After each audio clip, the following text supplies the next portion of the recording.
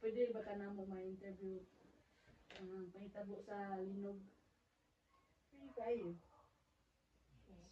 Itong pagsabi, asa man kamong panahon na sa dihang hitabo ang linog?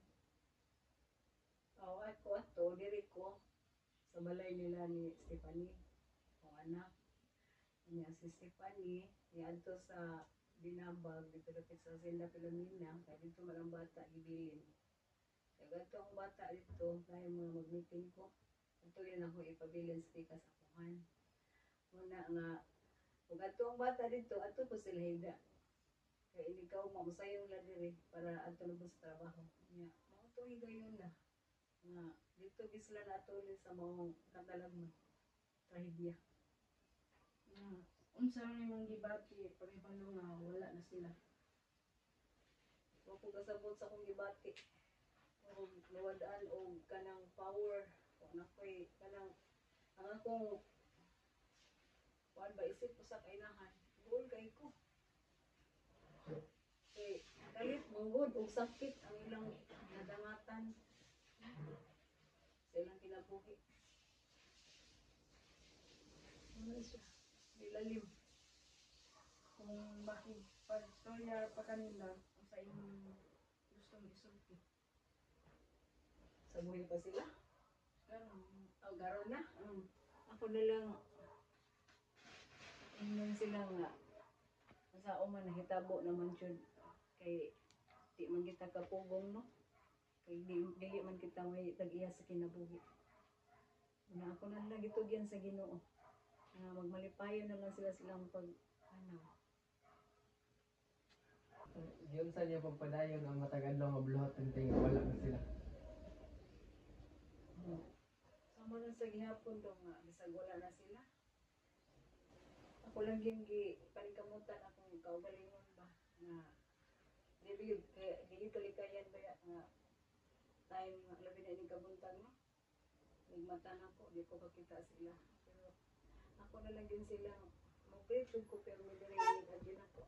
Na dahil may buntag dahil, bibi, kanang padayon lang yun ko ha, kay naapang man sila, ang mga igsuon mo. Padayon ko nga magatiman sila. Kaya uban ka kanunay sa akong pagpaningkamot, kaya akong bisagula ng may pinangga kay nako sila dito. Yun sa inyo pagsagubang ang mga makalilisa nga kasinati nga mahimo itong inspirasyon karon. Huwag ko lain mo. Ako lang yung pangayas Ginoo nga ang akong pagtuo, pagsalig sa iya dito.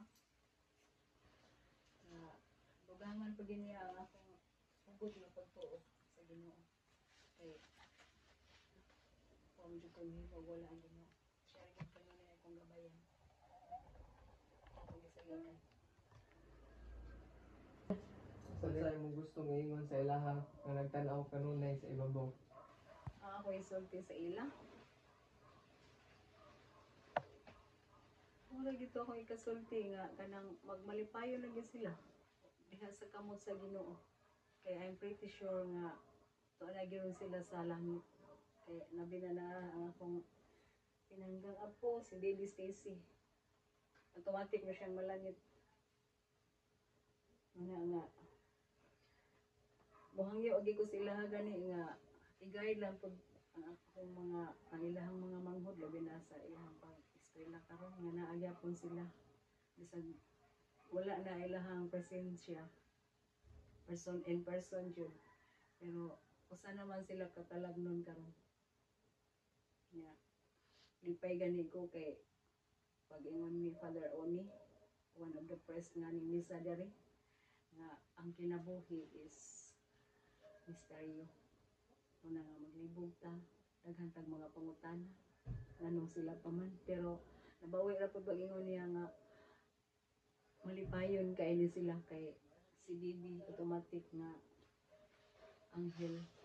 Unya, nanay mo ampo sa itong kalag. Nanay tigampo dito. Una, usar yun ako nga kuan nga, wow. Sakitan ko pero nakain kong, wow. Nanay ay ko'y anghel nga magtabang og ampo. Mag-guide ganun ay maprotect sa mga dapat. asa man mo gastay karon pagkahuman sa kusog nga linog? Pagkahuman yun sa linog, kay mga manilang balay. Ari man jud ko permi diri kay nabi ang bata diri no. Kay akong ginabantay na sukad pag human sa iyang maternity leave. 3 months pa to siya. Ya, kanto 1 year siya. Ako nagbantay niya munaragi ko diri. Kay doon kung amo ano sa atbang.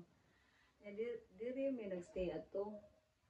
Pero katong aftershock na nga niabot og 6.0 nakuyawan namin kay mo kumpiyansa na ba higda man tog mi diri kay kapoy be ano nga way tog nya napanggaguol mo nga nagilumbay mig panagan dito man nga naghimo na lang pud mi og 10 sa gawas kay delikado man og magkumpiyansa ta kay nabe mga crack nga gagmay mo na ang among gistihan karon mag tent ni Ang inyo bang gistayhan karon kay safety ra ba? ang among gistihan karon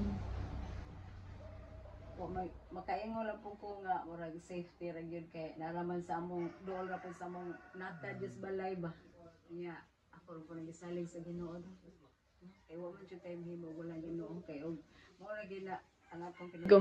Pagkahuman sa linog, unsa may na-realize ninyo? ang akong na-realize at kanang murag na ako'y pagmahay nagmahay ko nga anong akong gibilin ang bata dito pero ako pang nabawi sa una nga ako kay bawa tapos panghitabo nga mao ba di ito mahitabo gyud kay kadaghan ba nga gayon nga ang bata ako ginang ibilin nito speakas apuhan tayo nga na akong meeting usahay po murag nakapanguntahan ako sa Ginoo anong sila pa man ang inosente pag akong apo ang pinanggap dyan akong anak murag ko na iblim ba ka Diyos sa Ginoo nga nangalagan mo ako sa simbahan pero sayop man dahil akong gibuhat man nga ako lang yung ipangay ko sa ilo ko sa Ginoo nga kasaylo adyo ko Lord ha kay murag limahay ka pero karon ako lang ginahinay o lawat na lang ang nahitabo sa ila. Unsay imong mensahe para sa mga tawo nga nag-ampo ug nagsuporta sa inyo karon? Ang akong mensahe sa mga tao nga nitabang og ampo o suporta diri kanamo sa panahon nga nagkatagamtami sa trahedya nga kalit og sakit nga panghitabo diri sa among anak nga si Stephanie ug si Stacy nga akong apo.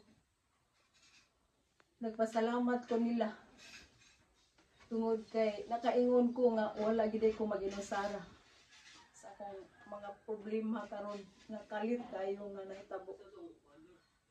Pasalamat jud ko sa Ginoo nga naapil ko sa grupo sa mga religious labi na sa mga kaparian, sa mga kamadrihan nga muhatag kanunay sa ako og mga mensahe nga makapahupay sa akong kasing-kasing nga gibati nga dili gyud lalim gyud ang akong natagamtaman o nahiaguman sakit jud kaayo pero mao gina ako ang mensahe sila nga salamat jud ko nagpasalamat jud kog dako gyud nga daghang nagmahal ug nagpangga diri kanamo tayo sa mga kalisdanan nga ano na di atubang karon. Pasalamat jud ko sa Ginoo labaw sa tanan gyud sa Ginoo nga maoy tinubdan sa tanang grasya kay ugwa pa ko sa Ginoo amot kung unsa kay kung nabuhat na karon kay lisod jud kayo lisod og sakit nga amo giatubang karon kay kalit bitaw nga pangitabo di jud lalim oy nga nagpasalamat jud ko gyud nagpasalamat daghang nahigugman ako nagmahal nagamping kay ang advice nila din ako pagpakaligon kay nako kay mga anak nga imong ate Manuel Lord, gaya lagi ko kanina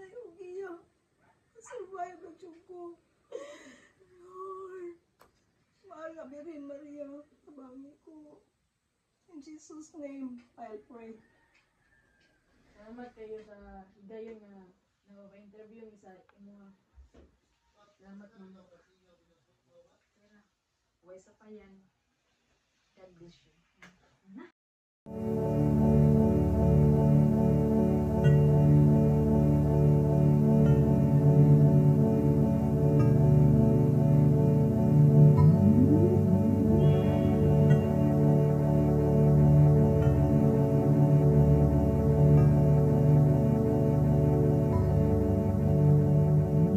Repeat to yourself that they're not really gone. Time is